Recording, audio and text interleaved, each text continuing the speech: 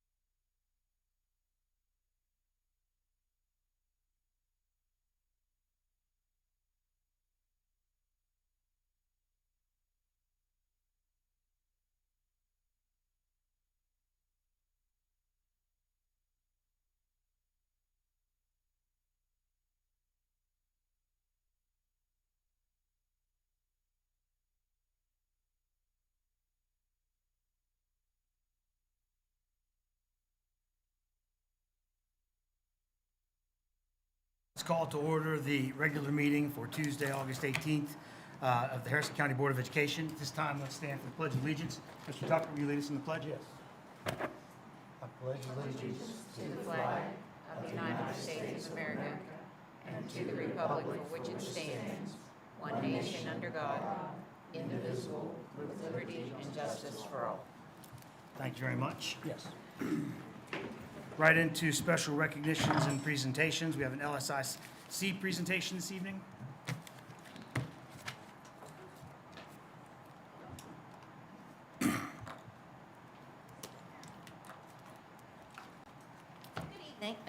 Good evening, and thank you for the opportunity to speak with you tonight. Thank you. I'm Megan Jones, the principal of Lumberport Elementary, and with me I have Michaelin Smith, a first grade teacher and our LSIC chair, Kim Cunningham, our school nurse and community representation of our LSIC, Heather Wilkins, a fifth grade teacher and LSIC secretary, Michelle Kaiser, an active service member of our LSIC and a special education aide in our building. Excuse me, can you pull your microphone a little bit closer so we're having a hard time hearing you? Yeah, is that better? A little bit, yeah. You want me to start over? Nope. Yeah, if you want. Please. Sure can. That's why I tried to get you early before you got into it. Yeah.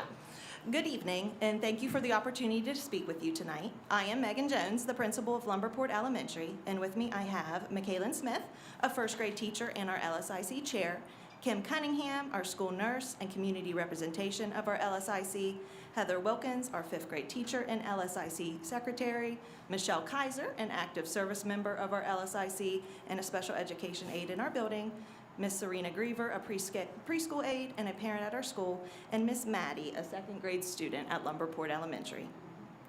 We'll start by handing each of you a flyer, front and back, regarding our identification data, subgroup data, goals and action steps, our successes and challenges, as well as the information on the 7 standards of effective schools. Tonight, we'd like to share the work of our LSIC, the progress we have made, the challenges we address, and our goals for Lumberport Elementary. As a team, we will share this information. Based on 2024-2025 school year data, Lumberport was identified as a Comprehensive Support and Improvement School, or CSI school. Schools may be identified based on overall academic performance and, in some cases, additional indicators such as attendance and/or discipline.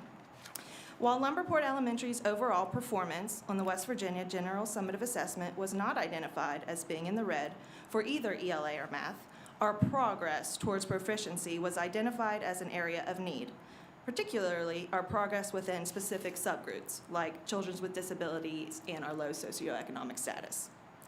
During the prior school year, we had a 52.07% success rate in ELA and a 51.89% success rate in math, both above the state average for proficiency. Our progress towards identified proficiency rates, specifically with subgroups within our school, was the cause for CSI identification. For information, 52% of our population is considered economically disadvantaged. We also have a 27% population rate of children with disabilities. At this time, Michaelin Smith will discuss our LSIC's plans for improvement based on this data.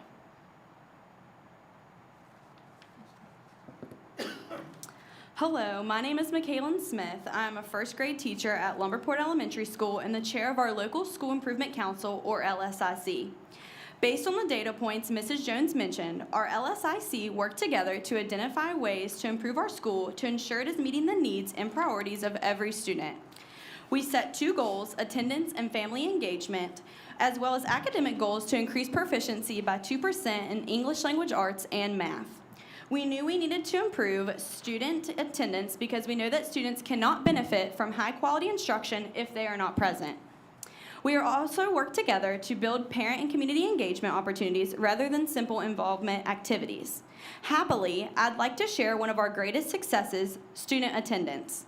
During the 2024-2025 school year, our chronically absent rate was 25.5%. This year, because of our efforts, our chronically absent rate was reduced to 15.69%.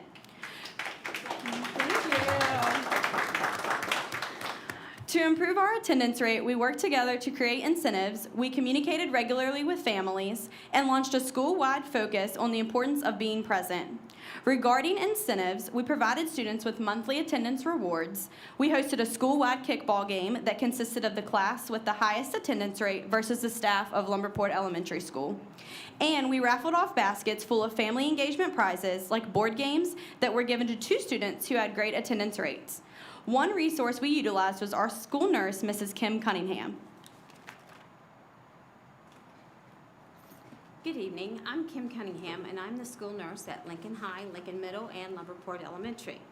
I also have a vested interest in Lumberport Elementary, as all of my adult children went through Lumberport Elementary, and my grandchildren have and will be attending Lumberport Elementary. I live in the community, and I am an active member of Lumberport's LSIC. To help support communication with parents or guardians, I made calls to families of the students who were reported as chronically absent. During these calls, I provided the families with support and checked on the students to ensure that they were receiving the best possible care regarding their attendance and health. I made additional referrals to healthcare providers to ensure our students were receiving all necessary resources for their success. We also launched a school-wide focus on the importance of attendance by teachers discussing the school-wide chronically absent rate with students. Our principal also reiterated our attendance motto, SOAR, to success with 9 days or less. Every morning during announcements, and individual classrooms celebrated improved attendance. As part of our goal for the 26-27 school year, we want to continue to decrease our chronically absent rate and build upon the success we have achieved.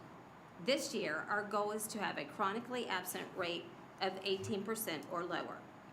To achieve this goal, we will continue monthly student rewards, provide biannual attendance rewards, hold a surprise attendance celebration each month, use classroom attendance data trackers, and provide time for teachers to review attendance data and plan interventions.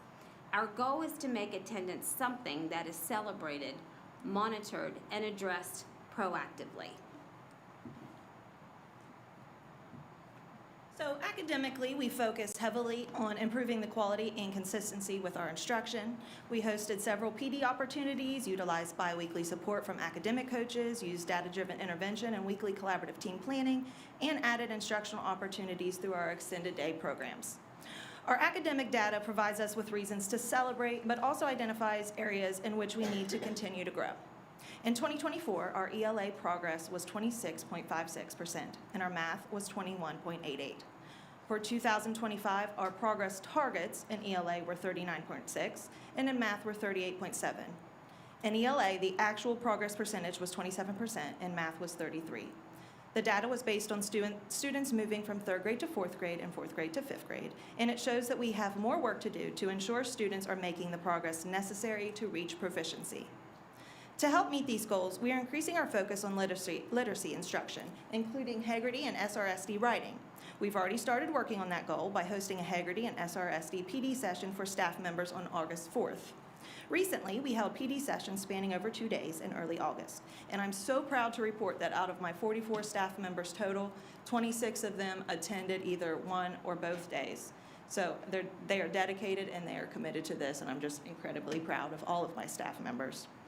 But in math, we'll continue to strengthen instruction, provide additional professional learning and support, including after-school trainings, and we will also receive training from a Kagan Cooperative Learning Specialist to strengthen student engagement in our classrooms. As part of our 2025-2026 LSIC goal, we also focused on increasing parent and community engagement. To meet this goal, we worked in collaboration with the PTA and Student Council to host our very first Winter Bazaar. The Winter Bazaar consisted of several vendors from the community and activities for students. It was a huge success and was the perfect way to include community members and businesses. This year, as part of our 2026-2027 LSIC goal, we want to create greater connection and provide students with additional opportunities through strong community partnerships. To do so, we will strengthen our LSIC and PTA involvement, host family events, create student activities that highlight successes in our community, and we will utilize community resources to the betterment of our students and school. As we reflect on our work, we have many things to celebrate, like reducing our chronically absent rate by over 9% and working together as a team. With that being said, we know there is work to still be done. Our work does not end with the improvement plan. We will continue to monitor data, celebrate successes, identify areas of need, and adjust our strategies when necessary. We want every student at Lumberport Elementary to be engaged, supported, and making meaningful academic progress. As we move forward, we will focus on our attendance, community engagement, and academic progress as a team. We are proud of where Lumberport Elementary has been, proud of the progress we have made, and excited about where we are going next. Thank you for allowing us to share the work of our local School Improvement Council and our commitment to the students, families, and community of Lumberport Elementary School. Thank you. I have a question. You mentioned SOAR, S-O-A-R. I don't know what that is. Can you talk about that? Yeah, so that's one of our, it's kind of how things go hand in hand and how we're really working towards improvement over the whole child. And that often includes our PBIS, which is Positive Behavior Support System, and our SOAR, or PBIS pledge is SOAR, S-O-A-R-R. So with this, we're able to include attendance within our PBIS system. SOAR stands for Safety, Ownership, Attendance, Respect, and Responsibility. So SOAR to success with 9 days or less. Gotcha. Thank you. Yeah. Any other questions? Thank you very much. I appreciate it. Thank you. Next, we have David Mazie. Oh, we have another LSIC. Oh, I Yes, apologize. Or not, yeah. My apologies. CSI. I did not see that. Thank you. Sorry about that. Mr. Rogers. Mr. Rogers? Good evening. How's everybody doing tonight? Good. I'm going to pass these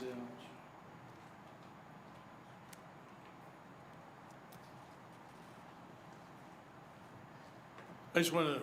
My name's John Rogers, principal at Liberty Middle, and I'm here on behalf of our LSIC and our school community to discuss with you our CSI stuff, the things going on with CSI, diagnostic reports, and some school-wide goals. As you all know, we're in a unique position. Megan had some good baseline data to go by in 2024, 2025. We started that year with data from 2 different schools that they couldn't seem to merge together to give us some real good data and some starting points. So we came up with this year's data, the 25-26 data, as kind of our baseline for our school. And we'll be working from that as we move forward. But some of the things you have there, at the end of the year last year, in May, they did a diagnostic report, and you have some conclusions they come up with, just some brief bullet points there. But I want to focus on the last 2 pages, which are some action steps that we're taking. And this came from our teachers and our LSIC, our school leadership team. We did exit interviews with all our teachers at the end of the year to help us gauge where we are, and it was amazing that our teachers were able to give us the same things that we saw. So they were seeing the same things, we were seeing the same things, and we knew where we needed to go. So it's broken down into 7 standards, and that's part of that. As you can see, we're developing frameworks around everything at our school, and those involve, how to work in the classroom, what discipline looks like, how we move in the hallway, our lunch procedures, attendance, everything you can think of. We came up with a framework so we can be consistent. And that's the number one thing that we found with middle schoolers, number one, but found that we needed to work on as a school is being consistent in those things. And as we do that this year, those things are going to be easier and easier to move along. But our biggest struggle is English and math, and I'm not going to harp on it too long, but we have about 40% special ed in our building, and 75% or so low socioeconomic. So those pieces we deal with. Just to give you an idea, in the 25 indicators that we got, 2025 indicators, we weren't in the, there's 6 of them, we weren't in the red on 3, so that's good. We were halfway. But again, it was math, and it was math progress and attendance that got us, and our subgroup data with our special ed. So we're going to continue to work on that. So over the summer, and we did some Kagan training in the first part of August with our teachers. That'll help with our engagement in the classroom with students. Should help with behavior. We did they have several sessions, cooperative learning. That's kind of the student engagement part. We also did a day of win-win discipline. It gives them some discipline strategies. And then the last day was accelerating achievement. So how do we take kids from here and bump them up? And so those things we were working on in the classroom. As we move forward this year, we're going to talk about rigor and relevance in the classroom and trying to bring those levels up that we see with all our teachers across the board and with our walkthroughs. We're going to incorporate our the Kagan strategies and all the things that we're doing there throughout the year. Our PBIS is Thrive. We created that last year at the beginning of the year. So we go, everything's based on our Thrive doctrine, but we're coming up with, Marshall's going to come up and help us out to just refine that a little bit and make sure that we're hitting it as it's meant to be and not just a kind of a variation of what they say PBI should be. As we move on, in standards 5, 6, and 7, we have a data team that we work with, part of our leadership team. They will be pulling data from our Cambium benchmarks and our iReady benchmarks and setting some students into some more structured Tier 2 and Tier 3 instruction over the course of the year. One of the things we had and we saw a big problem was parent involvement. So we're working on that this year. The first goal of all our teachers in the first 3 weeks is to make a phone call to every parent in our building, just welcoming them to Liberty Middle, asking them, number one, what the best way they like to communicate with us, whether that's email, a text, a phone call, so we can get that, and that's going to be part of our data and how we communicate with our parents, and also how they interact with us. So we'll make 3 phone calls throughout the year, positive phone calls, one early on, obviously, one first semester, one second semester. And hopefully that helps us bring in some students and the parents to some of the activities we have after school. We have several of those events planned, and we know that our goal is to get especially those students that are at high risk back into our building and get their parents in so they see the importance of education as we move forward. I do want to explain some of our goals for this year. Our overall goal was to create to move our proficiency level in ELA to 41%. That should be not a problem. It should be very easy to do. Math, increase it to 29%. Again, that's a little bit bigger beast for us to take on, but I think we can get there. Our chronically absent percentage, it was difficult to tell from previous years because there was such a discrepancy between the 2 schools in their chronically absent rate, but we're trying to get everybody to at least 20%. It's below that, I know, probably about 30%, so we want to try to decrease that by 10%. And again, that's making phone calls, telling parents. A lot of times they don't understand the difference between being absent and being chronically absent. They think the truancy covers it all, and it really doesn't. So, as you all know, chronically absent, I can miss 18 days and still have notes. So again, in informing the parents about what that looks like and keeping up on that. Our counselors do a great job with that. They have Liberty Launch. They started that last year. They make phone calls in the morning. If a kid misses 2 days in a row, our counselors are making phone calls and making sure everything's all right at home. So we're, again, trying to get those things going, and hopefully we have better success. Overall, our discipline is one of our areas as well. We were fine in that area the last couple of years on our scorecard, but we want to get it down to where about 15% of our students are in ISS or OSS. If we can do that, we're going to be pretty successful moving forward. I think that's all I have. Any questions? Are there any questions for Mr. Rogers? Thank you. Thank you. All right, now we will go down to Mr. Mazie.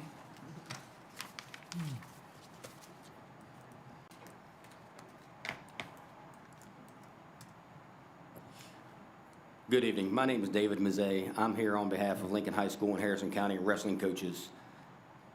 Last year, the WVSSAC preliminary sanctioned girls wrestling to start this year. Girls wrestling is the fastest growing sport in West Virginia. In 2023, there was less than 100 student athletes participating in the female wrestling. Last year, at the first ever West Virginia State Tournament, there was over 300 females participating. With the sanctioning of girls wrestling, I'm here to express a need for a girls wrestling coach position to be created in Harrison County. The big difference is this year, if they want to participate in the girls wrestling state tournament, they're no longer allowed to wrestle boys after January. This is new to everybody. The big issue is the scheduling. Is if I take girls onto the wrestling team and I'm responsible for both, I can't pull myself in two different directions. Girls wrestling's a little bit different because their tournaments aren't held at the same venues. Typically they're held hours apart, and a wrestling tournament typically lasts about 8 to 12 hours a day. So there's no way to schedule two at the same time. So it's unfair to the girls. We get 18 weigh-ins as a team, and we hit them every year. Every team in the county hits 18 weigh-ins for every boys team. It's just unfair to the girls to not have their own coach, because it's just not possible to be able to do 18 weigh-ins for the boys and 18 weigh-ins for the girls and not have somebody dedicated to the females. So this is new to everybody. This sanctioning is new, and I'm hoping to just shed some light on this situation and expose the need. That way we can be fair to the girls, because in 2023, Lincoln High School's wrestling team only had 4 people on it total. Last year we had 27, and 6 of them were females. We had 2 girls placed at the state tournament last year. So this year I'm anticipating between 8 and 15 girls that would like to wrestle at Lincoln High School, and that's just one school in the county. So if we don't have some coaches for them, I'm afraid they won't come out, and we may lose some of the girls wrestlers in the area. Thank you. Are there any questions? When is your season? We start, the girls will start November 11th this year, and the boys will start 1 week after. If there are no other questions, I would ask the superintendent to get with you so that they can determine the justification for doing so, and if it's a possibility. Thank you very much. All right, before we move on to delegations, I would like to ask that some of the presentations from the LSIC that maybe in 3 to 4 month time frame, that we get an update on the programs and how they're doing in regard to what events they're putting into play, to see where they stand with some of the standards and some of the things that are happening. All right, brings us down to delegations. First delegation is Marcia Coakley from BHS. Do I need to read the delegation notice? Let me read it just to the last. You have 5 minutes. And speakers before the Harrison County Board of Education are asked to express themselves in a civil manner at all times with due respect to the dignity and privacy of others who may be affected by the content of comments. This is a public notice that all meetings of the school board are audio taped, and most regular meetings are videotaped, which will be televised on YouTube later. It's not the intent of the Harrison County Board of Education to stifle public input into our deliberations. All speakers should be aware that if public comments made violate the rights of any other person, especially under laws of defamation or invasion of privacy, you may be held legally and individually responsible. If you are unsure of the factual nature of any claim, comment, or allegation, you are about to make, the Harrison County Board of Education strongly encourages you to consult with a legal counsel first. That's just a general statement for everyone. Got it. 5 minutes. Please start the clock. First, I'm Marcia Coakley. I am a special education teacher at Bridgeport High School. I'm thankful to be here today. First and foremost, I would like to thank Renee and Tom and Kenny for their outstanding support, compassion, concern, and care that they showed to those of us today in the literal trenches. Today was supposed to be the first day back for students at Bridgeport High School. Today, the students did not report for their first day. I, however, went to work even though I did not have to report. Why? Because yesterday afternoon, Bridgeport High School was flooded. The entire front of the school, which included 9 classrooms and 2 entryways, was underwater. We got there this morning at 9 o'clock, and we were armed with pressure washers, buckets, mops, bleach, rags, muck boots, gloves, and a can-do attitude. A small group of 25 to 30 employees put in what can be described as nothing less than an incredible accomplishment, nothing short of a miracle. We removed all of the laminate flooring, approximately 6,480 square feet, from 9 classrooms and 2 entryways, removed the furniture, bleached the existing floors, which will now service the students until the replacements are done, cleaned the walls near the bottoms, wiped off the legs of every piece of furniture that touched the floor, and then returned the furniture to its rightful position, all in an attempt to preserve the time and effort put in by the classroom teachers who have worked so very hard these last few days. Why am I here? Because today, for 6.5 hours, I witnessed the staff and faculty members at Bridgeport High School come together for the success of our students. Our focus was in the halls and the rooms that we call home from August until June. When the staff returns to Bridgeport High School, we will be ready.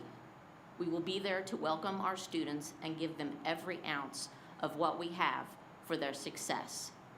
If it were not for the actions of a few today, I cannot imagine when the students at Bridgeport High School would be able to return to school. I will go to bed tonight knowing I have done all the right things that I should be doing. And I am very thankful tonight for my colleagues, my administration, and I hope for a very good year for all of our students. Thank you. Thank you. All right, next we have Principal Renee Matthews.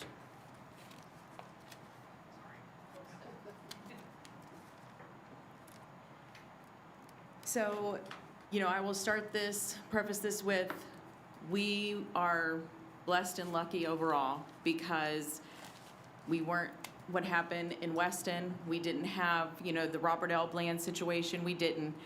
But she is right, we had multiple classrooms, we had a field house, locker rooms, all kinds of things that are damaged, and it is taking a lot. Not just today, but last night. When that storm hit at 3 o'clock, we could not get out of our building. And instead of teachers freaking out, they grabbed typhoons, every shop vac we had in the building, every rag. We were running over to the middle school to get rags and mops and anything and everything we could get into Bridgeport High School to try to block the water from coming in. They did it. They worked their butts off. And Mrs. Coakley is not wrong. I do not believe that our building would have been ready for kids in a sanitized environment if it had not been for them. Mr. Kosick did come by this morning and he sent in the maintenance staff that did start ripping up flooring, but there was no way that those few gentlemen that were there were going to be able to rip up that flooring, sop up all the water that was underneath it, and sanitize desks and floors and walls and everything else to be ready for kids tomorrow. If it wasn't for my teachers coming in and doing what they did, that first floor would not be ready. And I cannot ever say enough about my staff. Like, I can't. I just can't. And I know there's a lot of principals that feel that way about their staff, that they will do anything and everything for their buildings. Because yes, they are there from August to June. I'm there all the time, but you know, it is what it is. Our field house, the football locker room is now upstairs. They are using plastic graduation chairs to have a place to sit until Panhandle finishes the weight room and gets all the rubber flooring off. That was completely sopped. It was completely wet. When I was at the school at about 5:40, I walked the back parking lot, walked the football field. I'm sorry. It happened so fast. 6:10, we were under 2 feet of water. 5:40 to 6:10. It just rolled in. You could hear the trees crackling in Simpson Creek as the water was coming towards our school and our field. If you're not there to see it and hear it, I don't know that you feel it. I don't know that you truly understand. And just there were families out there last night that came in and we were putting rags in the back of the building because I was scared the water was gonna come in the back. And it didn't. We got there this morning. As I'm driving to school, I'm praying on the way down the hill, please, Lord, let it not be as bad. All night I didn't sleep because I kept thinking, okay, is it gonna rain? That's all you're thinking, more rain, more water, we don't need it. And I pulled up to the school and I'm like, okay. There were people there power washing already. And I was like, okay, I'm gonna go in. The floor was sponge. It was completely soaking wet. There was no way to dehumidify it out. There was no way to vacuum it up. And luckily, Mr. Kosick agreed with what I was thinking and removing it so that way we don't have mold and mildew and all that kind of stuff for our kids and our teachers. So it immediately started. The effect of ripping it all out, the teachers showing up and sanitizing, it was like the most amazing thing I've ever seen in that front of my building. As I was able to go over to the field, because luckily Mr. Sears that was his spot. He was over at the field dealing with that. And luckily, we had a ton of companies that reached out. We had a lot of individuals that donated dehumidifiers, fans, extension cords, all kinds of stuff was brought up there to the school, to the field house, all kinds of items, boxes of bleach. Sometimes things weren't needed, but people were reaching out, willing to give whatever we needed. And we are so lucky to be in the place that we are, with the people that we're with, the companies that supported us, that I believe would do that in a lot of places in our county. We are really, really lucky. And I cannot say enough how my mindset as a leader changed to project manager at that moment. And how, okay, we're gonna do this, okay, you're doing this, you're doing that.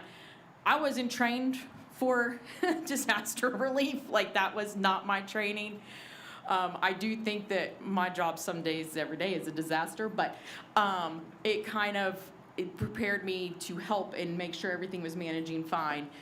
I just cannot say enough how thankful I am for everybody in the community and what it means to be a leader in that environment as myself. So I'm sorry. Quick, can you reset the clock? Mr. Kimball is donating his time to Ms. Matthews.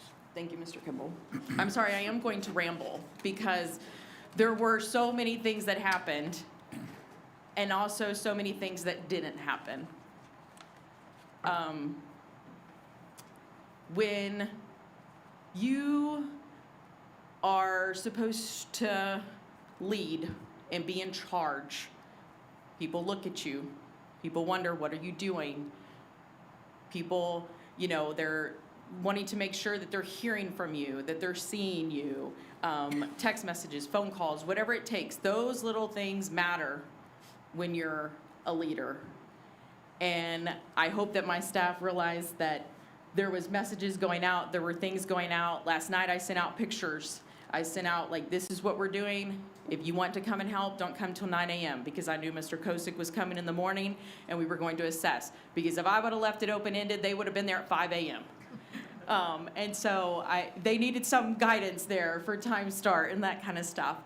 But there's different things that we saw today as a staff that were there, and the staff that wasn't there, they either sent pizza, they sent food, some of them swung by and brought, cases of water, whatever it was. Even if the staff wasn't there, they were there.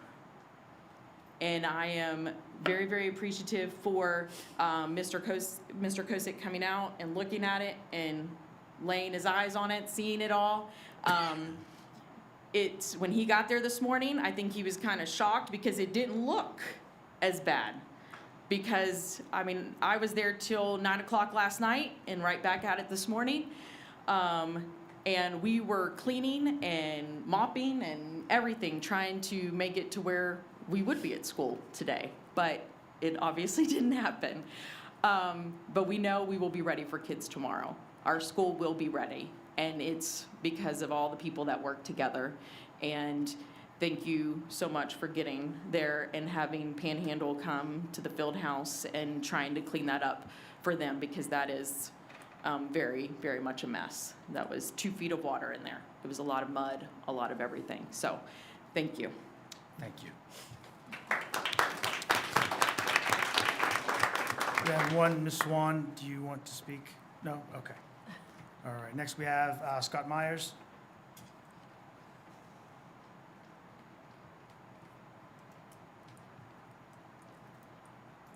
All right, good evening. Thanks for providing me 5 minutes to speak. My name is Scott Myers. I'm a parent of 2 students at South Harrison High School. One's a senior, one's a junior. Beyond that, I've had 2 additional children graduate from there, both in 2013 and 2017. I have to say, and I'm trying to keep my emotions in check, I've never seen such a messed up start to a new school year. And I place the blame solely on personnel associated with the Harrison County Board of Education. Before I start, I do convey I've never been a principal, a guidance counselor, or a teacher. My only experience in messing with scheduling is going through the classes with my kids, trying to figure out what classes they should take. With that being said, and I don't know what the process is, I don't know if I ask questions, if I'll get answers, but I guess my biggest question I'd like to know, why was a member of the Board of Education designated to do all the scheduling for South Harrison High School?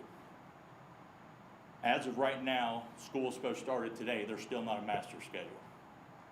My son is supposed to be taking French 2, which I believe, and I'm jumping around, I apologize.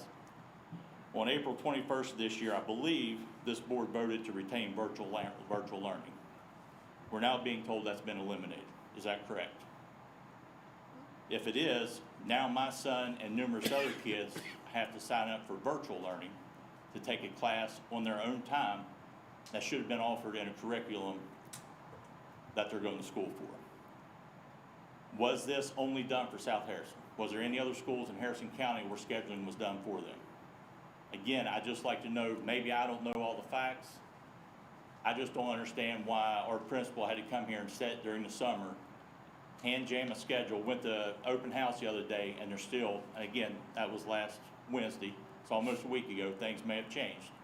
But at that time, there was still not a master schedule. He had a piece of paper that had pin lines, columns, and rows drawn on it, and you almost need a toucan Sam decoder ring to figure out what you were looking at. Again, I understand changes happen, but we're now one day past the start of school. And when these kids show up tomorrow, my son being one of them, it will probably take a week for him to figure out what his schedule is, if he knows by then. In addition, he was signed up for a class that he's not qualified for, and I understand things happen and things can shift. But now we still don't know what a master schedule is. This would be his 3rd year as a band member. Now he may not be able to take either the first semester or the second semester because of band, or because of his scheduling issue, and still just have to participate with the band when he can. Again, I understand things happen, problems come up, issues arise, But how are we sitting here, technically 12 hours past the start of school, and my kids are being told they think their schedule is correct on whatever program they use. But when we go to open house, no schedules were printed for upperclassmen, only freshmen, because I understand they're coming into a new school, you want to know where the classrooms are. But we're now getting ready to show up for school tomorrow. These kids are going to be in a homeroom. Probably the first week my son will spend time in a class that he's not even supposed to be in.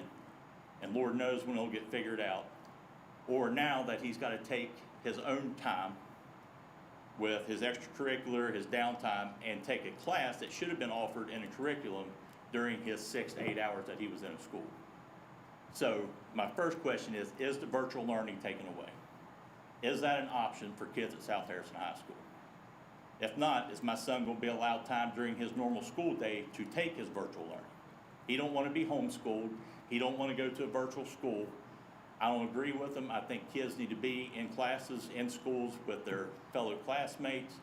But I know numerous kids in the South Harrison area are going to virtual learning just because of the jacked up process that's just beginning the school year is starting. With that being said, I appreciate your time.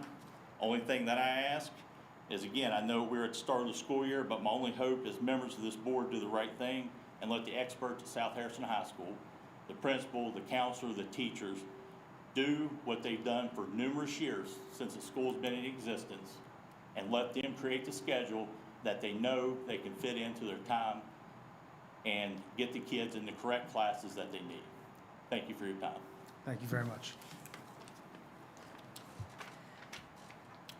All right, that concludes our delegations. Next, we have superintendent's update. Sure. I have a couple things. First of all, I was able to sit in on the state when they were here for the diagnostics for both of the schools that you heard from, Mrs. Jones and Mr. Rogers.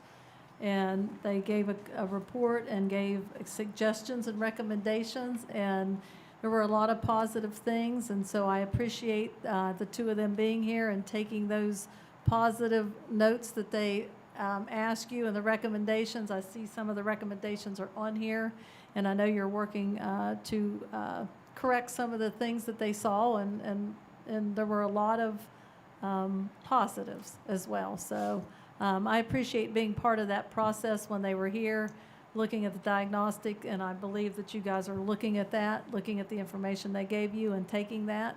They are in the schools a lot when they're here doing those diagnostics from the state. And they talk to teachers, they interview teachers, so it is a process. And so they're just beginning that process. So I just wanted to let you know the state is very involved in that and making suggestions. I know with Mr. Rogers, we sat in there and we talked about things that that was going to happen when the school year started, and I think that he is working on that. And so I appreciate you guys coming and coming as a staff to take care of that. So very positive. And I do believe that our new title director is working with the schools that are title, and Mr. Rogers is one of those. We're looking at using that title funding in a different way there, and actually looking at what they need and what can we do. And I think they're in discussions right now, so that was exciting to hear that. We don't know what that's going to look like at this moment, but I think there's some good ideas there that actually is direct student service using those funds to take care of that. So it's all been good conversations about those schools. I wanted to go ahead and go to Mr. Kozik. It'll follow up with the Bridgeport High. Only have heard wonderful things about the community coming out, stepping up. I think the news has covered that. They've called me and talked about all the great things happening there. And you're right, things don't happen unless you've got a team that comes in and do that. And it happened extremely quickly, as Mrs. Matthews said. It was all happening at the same time. We were getting reports from all over the county, things happening, but the bulk of it was happening right there at Bridgeport. So Mr. Kozik was on the phone all evening with that, waiting to see what the water was going to do. So I told him to go ahead and take it, and he can update us on the facilities across the county. Well, number one, Marcia, I agree with you. I have not been out there the whole time. I've been out there a few times, observed some things. But what I heard from other people that work for the Board of Education, my maintenance director called, and he said, I don't think we'd have been able to get all those floors up if it weren't for the teachers of Bridgeport High School and the support staff that was there. When I first got there, you look at it and you think, it's no big deal. But once you start pulling the tile up, you realize how much water was underneath there, which would have been a miserable problem later with mold, mildew, and everything else. So kudos to the teachers, the staff. And what you did the night before, you probably saved a lot of extra work just by making sure you were sucking up as much water as you could. That was a very, very good thing to do. It saved a lot for today. But what I saw out there today, I had an old guy said, do you need a check? Because he knew how much damage we have. I said, well, a lot of this is going to go to insurance. We've got an insurance claim, so we'll see what we can do there. But just and I've been in situations before where disaster strikes and it seems like human nature takes over. But when you see the staff that work together at Bridgeport, when you saw the community come out, I was worried about the track being muddy because it had mud all over it. I walked out there and there were 5 or 6 people with power washers, power washing the track off. And those were a lot of community volunteers. So it's great to see that with the school. I know it was a big disaster, but we will overcome. We will get that field house fixed up as soon as we can. And I'm sure we'll be communicating with everybody. But thank you all for what you did. It was a huge help. Luckily, we did not have any really major issues in any other schools. I was really concerned about West Milford with their flooding issues, but our drains we put in over the summer seemed to handle everything, so that was a good thing. I was concerned about South Harrison. I was concerned about RCB. RCB took some water on their football field, but nothing like what Bridgeport had. I was going to call Megan at Lumberport, but I thought, well, if she's flooded up there on that hill, we're all in trouble. So I thought we'd be okay. But we are very fortunate with the amount of water that came down in such a short period of time that we did not have more schools damaged than what was damaged. Yeah, we have some roof leaks. We probably had 70 reports of roof leaks. I'm not sure those are leaks or it's just the water. There was so much water on the roofs that it found ways in that it normally wouldn't find. So we're checking those out as we go through and documenting everything that we find. But it's great to see. It really was to see that all that come together like that. Thank you, guys. Also would like to mention yesterday we got a report that Ashley Satterfield was stuck at Wilsonburg, at the old Wilsonburg school, and was there till after 6 o'clock because of water surrounding that building. I happen to be at Ruby, and I live out that way, so there was no getting home, so we were hearing reports of lots of people, roads closed, people, so that was really out of caution. Regardless of, I know Bridgeport could not have opened today, but the other, just not knowing what the roads were like, the conditions out there, we opted to delay our first day so we could have a great first day tomorrow. So thank you to everybody that really worked on that. And I think Ashley made it home about 6:30. She could not get out. It looked like a pond around that school, just everywhere over there, but it did not get in her building. So that was a good thing as well. I do have a positive amidst all of this, our enrollment. We're watching our enrollment numbers, and right now, if we just go by the enrollment, we're showing we're up by 43 students. From the end of last year to right now, we ended at 8809, and we're showing 8852. So that, we're going to take that, even if it stays at that number. We're showing a gain in students. But I did get the numbers today. We have 1,016 this year on Hope Scholarship enrolled, and we're at 711 homeschoolers. So that's about 1,800 kids or 1,700 kids that are choosing other options at this point. But we are showing a gain in enrollment. We also, you'll see on tonight's board meeting, we have 4 professional abolishments and 5 service on this board agenda. So since May the 19th, if you're keeping a total, we've abolished 15.75 positions since May 19th. That 7.5 is extended contracts. It gives you like a 0.25 or a half, 0.5. So anyway, so 15.75 positions to date. And we do look at, we're looking at every possible thing as they come open.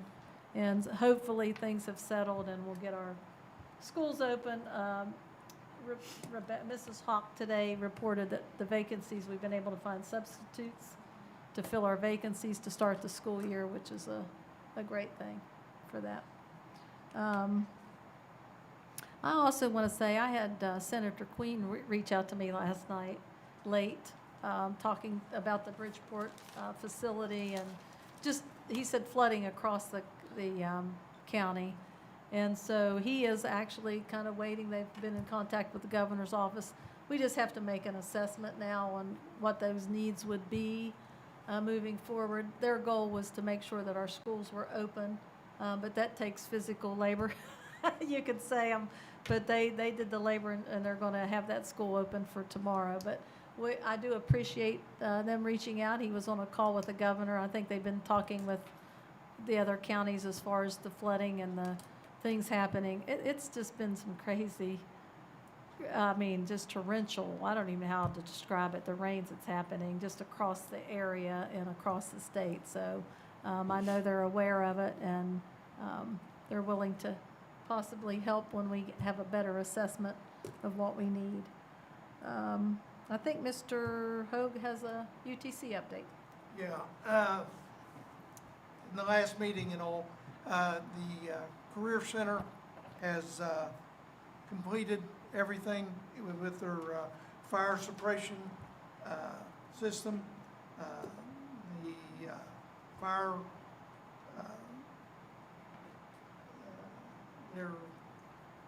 it's just taken them all summer to get it done, but it is completed now. They haven't stopped there. They're starting now. They're going to go in. The Career Center is with a renovation. They're going to take the old PIA and trucking facility, and they're going to completely renovate it, and then they're going to add some more classes in that area. They have, but the fire suppression and everything ended up being $70,000 over the money that was provided by the SBA and everything. They said that, so they'll go back to them and ask for more money. And right now, this is one major, they got a major contractor that's going to come in and look and do the renovation. And as time goes along, and as the monies become available, there will be 4 more subcontractors hired to complete this. They want to get it done as quickly as possible. And their second bid opening is supposed to take place on September the 11th for the next phase of this renovation of this building. Also, they've done away with the law enforcement classes. There just wasn't enough interest, so and they decided that we're going to put in a sports medicine class down there, so the kids that maybe have an interest in athletics and becoming, trainers and things will sign up for the class. It's going to start off this year. They're going to take 12 students as of right now, and once they get it all in place, Lisa Cheeseman, who is the wife of the superintendent at Dougherty County, she's going to move to the Career and Technical Education, the CTE, as a substitute teacher, and she's going to do that starting August the 13th. And then when they get everything in place, all of her certification and everything is completed, she will then become a full-time instructor for the sports medicine. And each year they're hoping to build the program. We're gonna start out with 12 and keep increasing it and really try and push this program. Because most high schools do not have athletic trainers. And, you know, it's way back, when I was coaching, we had no athletic trainers. We had a doctor that came and done a few things for us, and if we had a kid, student or athlete got hurt, we ended up sending them over to Joe Manchin's, had a clinic, and so you sent your kids there. And the only ones that had a trainer was usually football. And it was a roll of the dice. Times have changed now. You know, if you can't have a trainer there, you end up having to have the local emergency squad to be there on standby in case something transpires there. So like I said, it is a very, very necessity that we have viable sports medicine people. And so hopefully that'll get off the ground, and it'll, over the next 2 or 3 years, it'll get bigger and larger, and we'll be able to put trainers in every school. And that pretty much sums up what took place. Thank you, Mr. Hoag. I have a question before you move on. If you've got 15.75 positions abolished and you have 43 students that are being added, if the number sticks, what does that put our net effect of positions over? We can't really talk about the enrollment until the final numbers are given on October 1. And so it'd be too preliminary to even do that, because we have that number of students, but we don't know if they're full-time students or the pre-K students, because that all ends up being FTEs. Sure. But I'm just asking if the number sticks, like you can't. It's very minimal. Mhm. You get 72 positions for 1,000 students. So, yeah, 72 paid for every 1,000 For kids. 72 professionals. It'll help. Yeah, It but won't- we're a long ways though from getting to that 106, 109 number.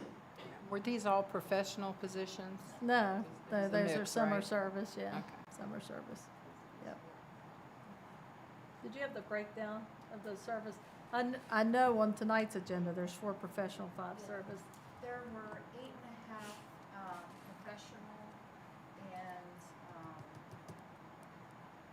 7.25 service. So what I'm looking for basically is a number that has 108 minus whatever it is we've abolished, whatever it is we're increasing. I want to see that running total kind of every meeting to know where we're at. Yes, and I believe Mr. Tucker requested that at the last meeting. Yeah. I think we were at 106, right, the last time you talked, Mrs. Kynes? 106 to 109. So 106 minus. So running total for service and 1 for professional? Is that what you're looking at? Just overall. Just overall, because if we're Okay. 108 positions over, then I would like to know where we're going throughout the course of the year to get to where we need to be. Okay. Well, we requested that they're on the agenda, and then we're given the update. So you want it in writing?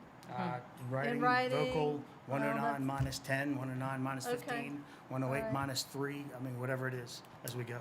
Okay. That's fine.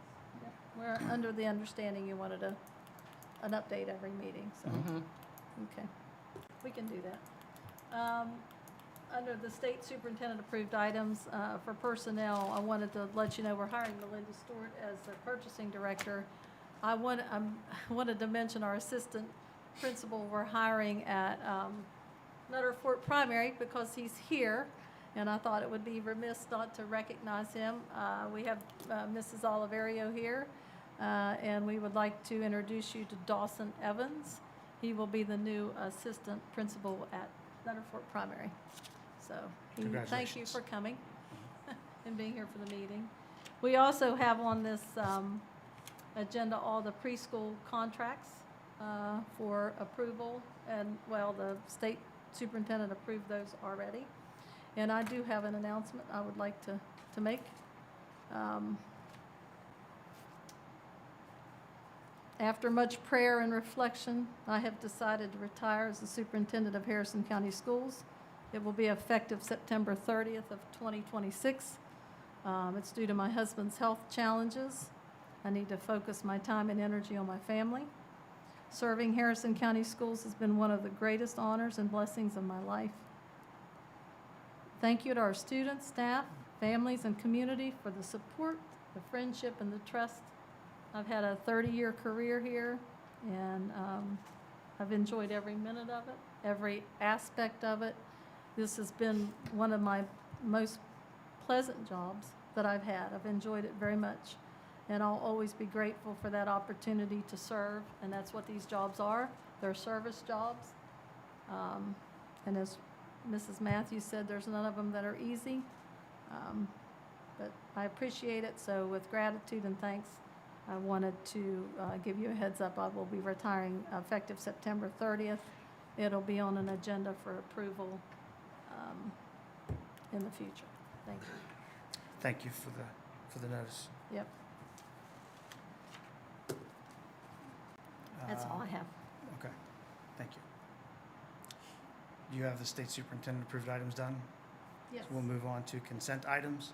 Is there a motion to approve consent items as presented by the superintendent? I so move. Is there a Second. It's been moved and seconded. Any discussion? Yes.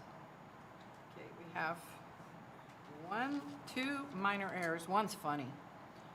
Okay, for number 11, and it's just an innocent mistake. Where we went into executive session, it was listed that it was for personnel, but it was for property.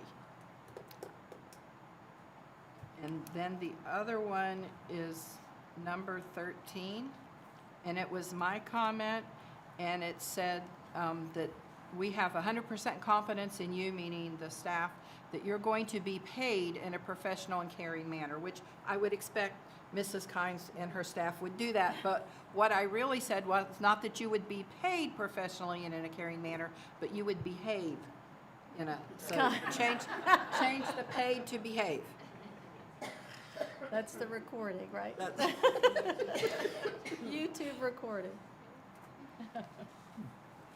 And that's all I have. Any further discussion? The only thing I had was, I was a little concerned with going through the superintendent's update under curriculum and student achievement. I think that paragraph should be down in personnel, where it talks about the new employee orientation.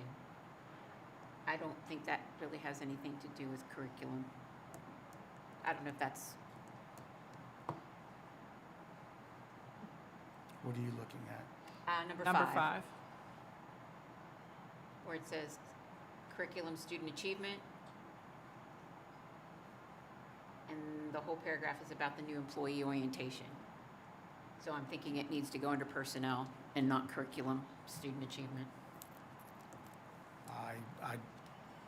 I'm just saying. Yeah, I don't know if that's needed to be done or not.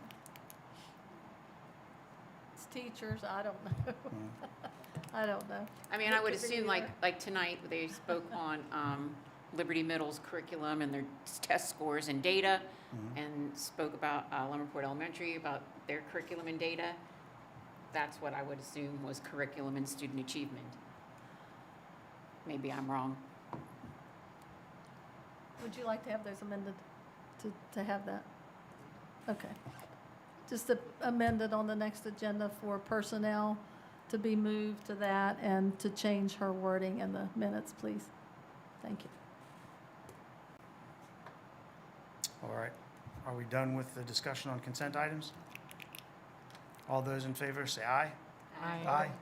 Any opposed? Motion carries. New business, MOU between Fairmont State University and the Harrison County Board of Education. Is there a motion to approve the MOU? So moved. It's been moved and seconded. Any discussion? All those in favor say aye. Aye. Any opposed? Motion carries. MOU between West Virginia Board of Governors and Harrison County Board of Education. Is there a motion to approve? I so move. Is there a second? Second. It's been moved and seconded. Any discussion? All those in favor say aye. Any opposed? Motion carries. No old business, no policy updates, personnel matters. In front of you, you have your personnel matters, and I would need to ask that we pull Eric Burnside's extracurricular bus run, please. So is there a motion to approve the personnel matters with Eric Burnside's removal? I need to recuse myself from the personnel matters for Lauren School is my niece, and her maternity leave, I guess, is being asked to be extended. So Okay. Is there a motion to approve the personnel agenda, removing Eric Burnside's extracurricular and noting Mr. Hoag's recusal? I so move. Is there a second? Second. Is there any discussion? Yes, I have one question. Laura Trent is on here as revised retirement date. It's a 235-day employment term, or is that supposed to be on our end? That should probably not be on ours. Also, it says West Milford Elementary. I believe she is retired from Lost Creek. That is, yeah, we'll get that corrected. Yeah, it's letter C. But I think we can't vote on that. Yeah, I don't, So re-amend the motion to also exclude Ms. Trent from this agenda. So, somebody want to re-amend the motion or amend the motion? Go ahead. I so move. All right, so is there a second? Second. The motion is now to remove Eric Burnside, extracurricular contract, remove Laura Trent's contract, and noting Mr. Hoag's recusal. Is there any discussion? No discussion? All those in favor, say aye. Aye. Any opposed? Motion carries. So we'll see that next time. That should, Laura. that should go into the state superintendent Next approved meeting. items. Laura's will have to go into that one. All right, brings us down to board member comments. Mr. Tucker. Thank you all for being here. Thank you all that are going to watch or are watching right now. We didn't have as many numbers last week, hit a little over 100 last week. So hopefully everybody either continues to come or watch, have an idea what's going on, as I've said for 4 years. Thank you, Mr. Tucker. Mr. Hoag? Just, as everybody else has kudos to the group from Bridgeport and all that they did. So they didn't do it for themselves, they did it for their kids and the students so that they could get back to the grindstone and move forward with their school year. And I think, so many times this happens all over the county, and a lot of times, you can't mess with Mother Nature, but there's so many times that things take place in this county, and most schools and their personnel and their people, their community, they step up. Not only with their tax dollars, but with anything that they can do to help and make sure that our kids are going to get the best education they can here in the county. I also would like to iterate, after hearing our superintendent, kind of shocks me, but I can understand her situation. I always say everybody's been affected by cancer in some way in their families and what have you. But actually, if you haven't walked a mile in her moccasins or her husband's moccasins, you really have no idea. I know I can say that I can understand what's going on. So for the last 19 and a half years, I have been fighting a non-curable cancer. I've been truly blessed by our good Lord above. I asked from day one that I asked my doctor for 20 years because I had one grandson. I now have 4 grandchildren, and I just said that I needed to be there for them to help watch them grow up and do everything that I could for them. And through the help of, all the medicines and the doctors and the support that I've received from not only family but people within the community, I've been very, very blessed. And I did tell the doctor that once if he would give me 20 more years, at the end of 20 years, I'd come back and ask for another 20. No. So, but like I said, it's going to be a tremendous loss for us in Harrison County to lose our superintendent. Hopefully, whoever the state comes back and tries to replace her with, hopefully it'll be somebody that will buy into the Harrison County's plans and, and we'll be able to move forward. But I certainly, myself personally, I think I feel the loss of what we're going to go through once she's not sitting in that seat. I've been on the board with about 4 other superintendents, and some are different. They're all different, but they all add something to our county.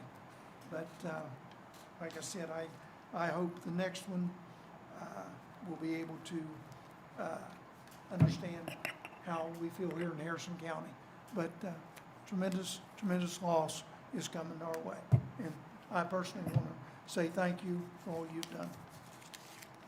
Thank you, Mr. Hope. Dr. Santilli? Yeah, I have a few things. First of all, prayers for a good and dry beginning to the school year tomorrow.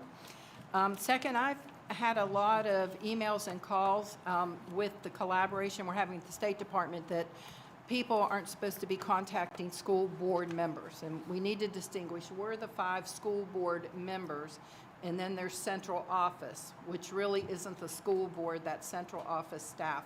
We are duly elected officials. You are allowed to contact us.